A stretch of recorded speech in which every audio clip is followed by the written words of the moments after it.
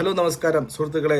April 22-ന് കശ്മീരിൽ നടന്നിരുന്ന Pahalgam attack, terrorist അറ്റാക്കിന് ശേഷം രാജ്യം മൊത്തം അലേർട്ടിലാണ്. ഓരോ ഭാരതീയനും കണ്ണും കാതും കൂർപ്പിച്ച് മീഡിയയ്ക്ക് മുന്നിൽ ഇരിക്കുകയാണ്. എന്താണ് അടുത്ത സെക്കൻഡിൽ നമ്മുടെ രാജ്യം ചെയ്യാൻ പോകുന്നതെന്നുള്ളത്.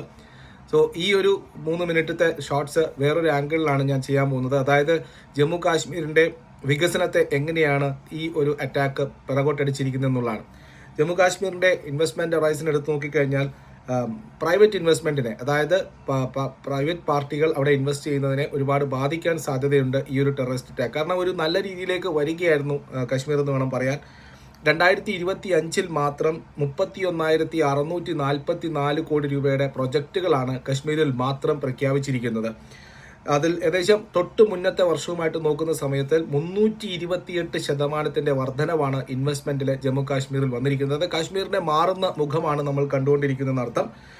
ഓവറോൾ ഇൻവെസ്റ്റ്മെന്റ്, അതായത് രാജ്യത്തെ മൊത്തം ഇൻവെസ്റ്റ്മെന്റ് പോലും 25% മാത്രം വർദ്ധിച്ച സമയത്താണ് കശ്മീരിന്റെ മാത്രം ഇൻവെസ്റ്റ്മെന്റ് 328% വർധനവ് കഴിഞ്ഞ സാമ്പത്തിക വർഷം കാണിച്ചത്.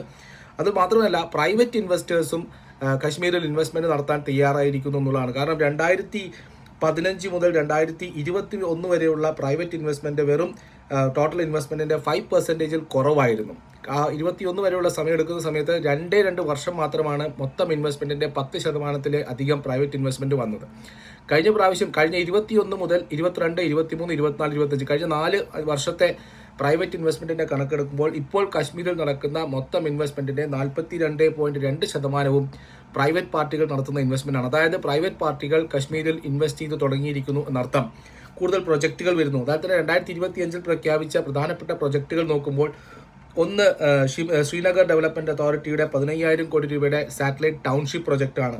2,246 കോടി രൂപയുടെ ക്ലിങ്കർ ഗ്രൈൻഡിങ് പ്രൊജക്റ്റാണ് അംബുജ കോൺക്രീറ്റിന്റെ ഭാഗത്തുനിന്നും. 1,616 കോടി രൂപയുടെ ബിവറേജ് പ്ലാന്റ് സെയ്ലോൺ ബിവറേജസിന്റെ ഭാഗത്തുനിന്ന്. അതുപോലെ തന്നെ 1,281 കോടി രൂപയുടെ സോളാർ സെൽ പ്രൊജക്ട് റയാസ് ഗ്രീനിന്റെ ഭാഗത്തുനിന്ന്. അങ്ങനെ പല പ്രൊജക്റ്റുകളും അവിടെ വന്നുകൊണ്ടിരിക്കുകയായിരുന്നു. അപ്പോൾ അതിനിടയിലാണ് ഈ ഒരു ഭീകരാക്രമണം വന്നിരിക്കുന്നത്. ഇത് പ്രൈവറ്റ് ഇൻവെസ്റ്റേഴ്സിനെ വീണ്ടും കശ്മീരിൽ നിന്ന് അകറ്റുമോ എന്നുള്ളതാണ് മറ്റൊരു പ്രധാനപ്പെട്ട കാര്യം.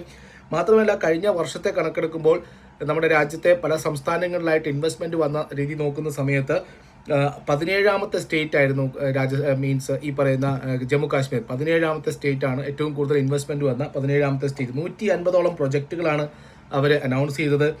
92,000 കോടി രൂപയാണ് 2015-നും 2024-നും ഇടയ്ക്ക് കശ്മീരിൽ വന്നതെങ്കിൽ കഴിഞ്ഞ പ്രാവശ്യം മാത്രമായിട്ട് 31,644 കോടി രൂപയുടെ ഇൻവെസ്റ്റ്മെന്റ് ഒരു വർഷം വന്നിരിക്കുന്നു. അതായത് മൊത്തം 10 വർഷത്തെ ഇൻവെസ്റ്റ്മെന്റിന്റെ 1/3 വന്നിരിക്കുന്നു.